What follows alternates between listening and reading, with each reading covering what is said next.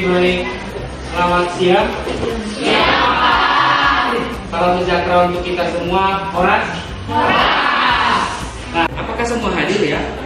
Hadir ya. Dan kita dalam keadaan sehat.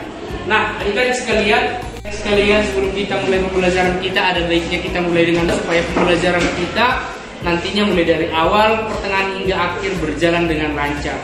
Oke, kita dibuka atau dipimpin berdoa oleh Putri.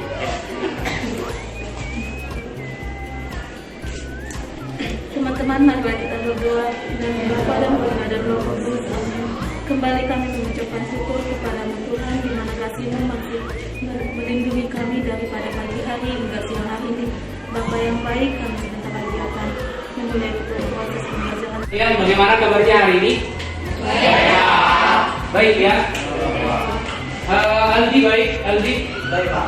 Baik, senyum dong Aldi. Nah, adik-adik sekalian, pembelajaran kali ini tentunya akan sangat menyenangkan.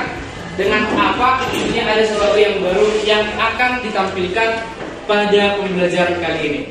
Kalau seperti biasa kita melakukan IEL, pada hari ini saya yang akan membuat sebuah penampilan untuk Anda sekalian, ya.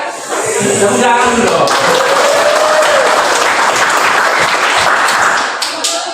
Ini suara penampilan dari Bapak. Mudah-mudahan.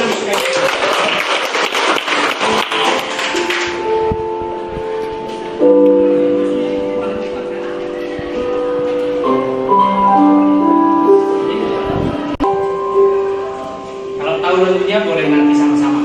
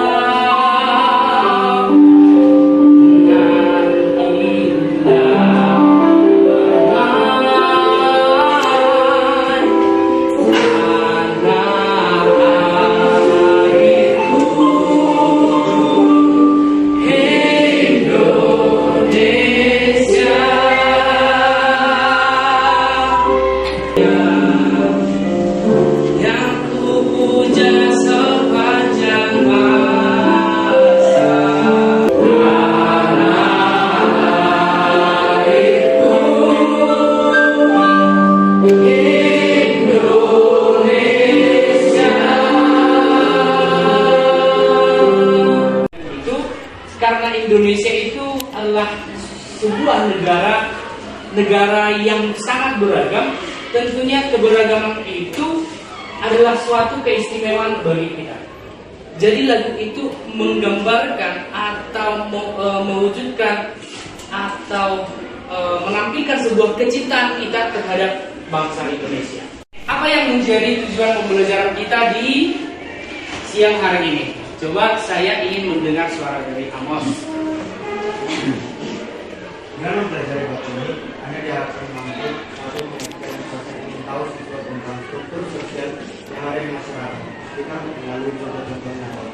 Dua, menganalisis sudut pandang pengetahuan sosiologi tentang bentuk ketidaksamaan sosial yang berorientasi pada masalah yang ada di masyarakat. Tiga, meningkatkan respons dalam menganalisis bentuk ketidaksamaan sosial dalam masyarakat melalui observasi dan kajian dokumen atau literatur dengan menggunakan panduan yang telah dipersiapkan sebelumnya. Oke, adik-adik sekalian, itu dia tujuan dari pembelajaran kita. Semoga tujuan ini bisa kita lalui dengan baik dan mencapai hasil yang terbaik. Adik-adik sekalian, proses pembelajaran kali ini akan dimulai dari sebuah tayangan. Coba kita amati tayangan berikut. Kira-kira video ini akan berkesinambungan juga dengan lagu yang tadi kita bawakan. Oke, silahkan diamati bagaimana isi dari video.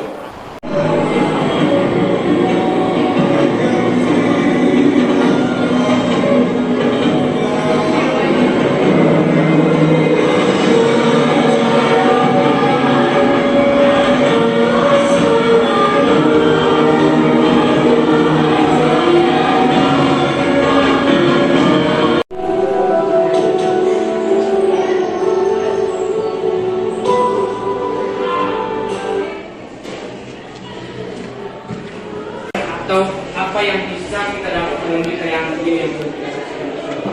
Menurut Anda sekalian, menurut adik-adik sekalian, apa yang ditunjukkan di dalam gambar tersebut tentang apa?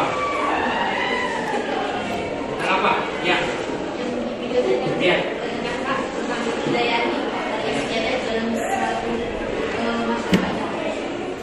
Tentang kebudayaan atau adat istiadat yang ada pada masyarakat Jawa. Ya, karena banyaknya suatu kelompok-kelompok yang ada di dalam masyarakat, banyaknya kelompok-kelompok tersebut akan dapat menghasilkan suatu sikap partikularisme. Jadi sikap partikularisme itu lebih mementingkan diri sendiri atau kelompok sendiri. Status itu akan selalu berhubungan dengan peran. Status itu kedudukan atau posisi kita di dalam masyarakat, dan peran itu adalah pelaksanaan dari kedudukan kita di masyarakat. Perannya lebih kepada tugasnya, apa yang dilakukan dari sebuah status tersebut. Islam, Kristen, Katolik, Hindu, Buddha, dan Konghucu. Jadi dalam hal ini tidak ada yang lebih tinggi dan tidak ada yang lebih rendah. Mereka masuk dalam status atau kedudukan yang sama. Digolongkanlah itu sebagai diferensiasi agama. Nah, diferensiasi yang lain seperti untuk melanjutkan aktivitas kita adik-adik sekalian, coba di-scan barcode yang ada di depan. Sudah? Di dalamnya tersedia apa? Lembar kerja peserta didik. Lembar kerja peserta didik. Kamu sudah bisa melihat lembar kerja peserta didik untuk pertemuan kita kali ini. Coba Sarah baca dengan tegas. Di petunjuknya yaitu nomor 1, guru membagi siswa dalam beberapa kelompok. Oke, tahan. Tentunya dengan aktivitas kita kali ini, oleh karena itu silakan membentuk kelompok sesuai dengan kelompoknya masing-masing.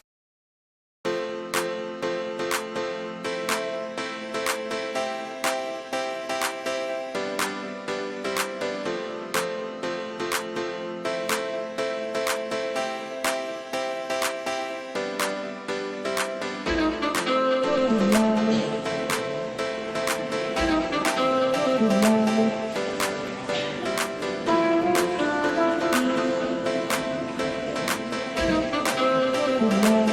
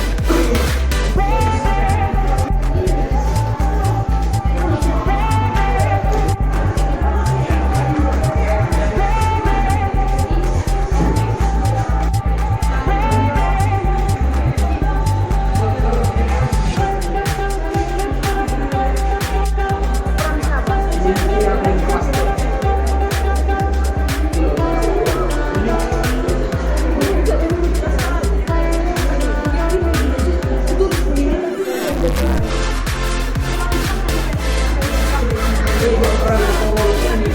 Apa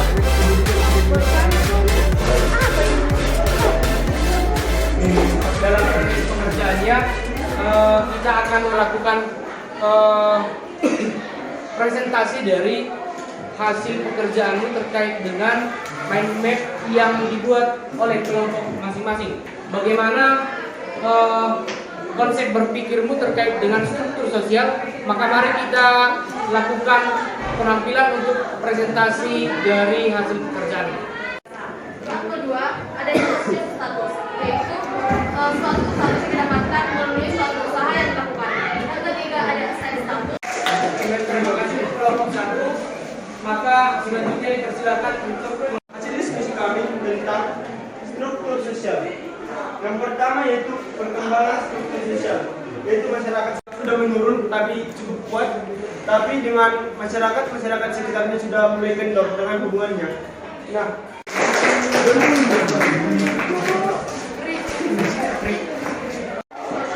Yang halaman ke bawah. Kemudian, ini merupakan kegiatan sosial yang menuntut adanya kesamaan secara statis. adalah kepindahan status sosial kepada lapisan sosial yang besar. Yang kedua yaitu vertikal. Vertikal adalah kepindahan status sosial ke lapisan sosial yang keberangkatan kami sangat Terima kasih atas waktunya. Tentang intragenerasi, antar generasi, dan antar wilayah. Sekian pertanyaan dari kami. Terima kasih. Mendapat posisi sebagai seorang manajer. Yang kedua, yang ketiga, intragenerasi, yaitu misalnya Stratifikasi sosial campuran, yaitu seseorang bisa pindah ke lapisan profesi, yaitu pengelompokan masyarakat berdasarkan pekerjaannya. Yang ketiga, diferensiasi bangsa, bersifat. Terima kasih atas kesempatannya. Saya diberikan untuk menyampaikan pertanyaan kepada kelompok 4. Pertanyaan saya adalah mengapa struktur sosial sangat dibutuhkan dalam kehidupan sehari-hari? memiliki tiga sifat yang sangat penting. Yang pertama adalah stratifikasi sosial terbuka yang bersifat dinamis. Saya memberikan sedikit ujian, metodenya sudah bagus, dan juga saya akan memberikan satu pertanyaan. Kita kan membahas struktur sosial. Kenapa struktur sosial itu harus dipahami oleh masyarakat Indonesia, baik secara stratifikasi maupun secara diferensiasi? Sekian pertanyaan dari saya. Terima kasih.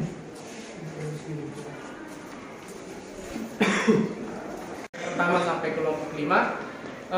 Presentasi kalian mulai dari kelompok 1 sampai kelompok 5 itu sudah bagus dan menunjukkan punya karakter.